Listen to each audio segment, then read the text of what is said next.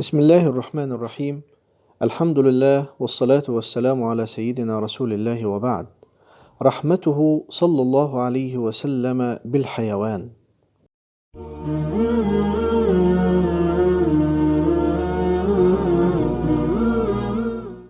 فإن رحمة النبي صلى الله عليه وسلم تجاوزت الجنس البشري حتى شملت الحيوانات، فقد قال النبي صلى الله عليه وسلم لصحابته مربيا ومعلما: بينما رجل يمشي بطريق اشتد عليه العطش، فوجد بئرا فنزل فيها فشرب، ثم خرج فإذا كلب يلهث يأكل الثرى من العطش، فقال الرجل: لقد بلغ هذا الكلب من العطش مثل الذي كان بلغ مني، فنزل البئر فملأ خفه ماء، ثم أمسكه بكفيه حتى رقى، فسقى الكلب فشكر الله له فغفر له.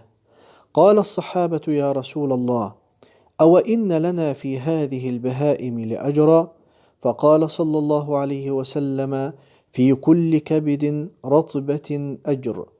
وبهذه القاعدة العامة في كل كبد رطبة أجر سبق النبي صلى الله عليه وسلم بتعاليمه الرحيمة جميع المنظمات والهيئات التي تعنى بالدفاع عن حقوق الحيوان والرفق به. سبقها النبي صلى الله عليه وسلم بمئات السنين، فقال صلى الله عليه وسلم: عذبت امرأة في هرة سجنتها حتى ماتت، فدخلت فيها النار، لا هي أطعمتها وسقتها إذ حبستها، ولا هي تركتها تأكل من خشاش الأرض. والنبي صلى الله عليه وسلم يقصد بهذه التعاليم الرحيمة الرحمة بالحيوان والإحسان إليه، ويبين لهم أن قتل الحيوان بغير سبب أو منفعة يمكن أن يكون سببا في دخول النار والعياذ بالله.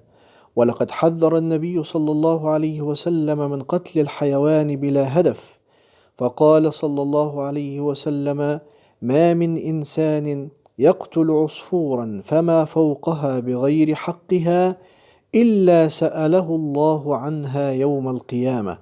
قيل: يا رسول الله، وما حقها؟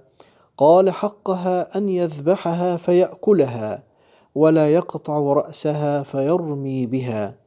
وقد أمر النبي صلى الله عليه وسلم بالإحسان والرحمة بالحيوان عند الذبح، فقال صلى الله عليه وسلم: إن الله كتب الإحسان على كل شيء، فإذا قتلتم فأحسنوا القتلة، وإذا ذبحتم فأحسنوا الذبحة، وليحد أحدكم شفرته وليرح ذبيحته. وقال النبي صلى الله عليه وسلم: لا تتخذوا شيئا فيه الروح غرضا، أي لا تتخذوا الحيوان الحي هدفا ترمونه بسهامكم، لأن هذا مناف للرحمة التي جاء بها النبي صلى الله عليه وسلم، والتي ينبغي أن يتحلى بها المؤمن.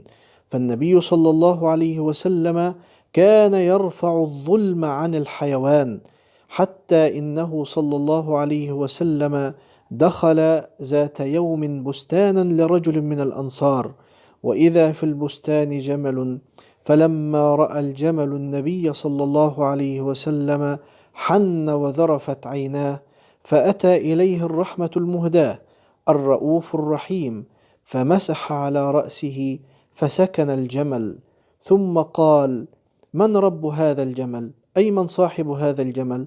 فجاء شاب من الأنصار فقال: أنا يا رسول الله. فقال النبي صلى الله عليه وسلم: ألا تتقي الله في هذه البهيمة التي ملكك الله إياها، فإنه شكى إلي أنك تجيعه وتدأبه. هذه صور من رحمته صلى الله عليه وسلم بالحيوان، فهو الرؤوف الرحيم، كما قال الله جل في علاه: وصدق الله وصدق رسوله الكريم، والسلام عليكم ورحمة الله وبركاته.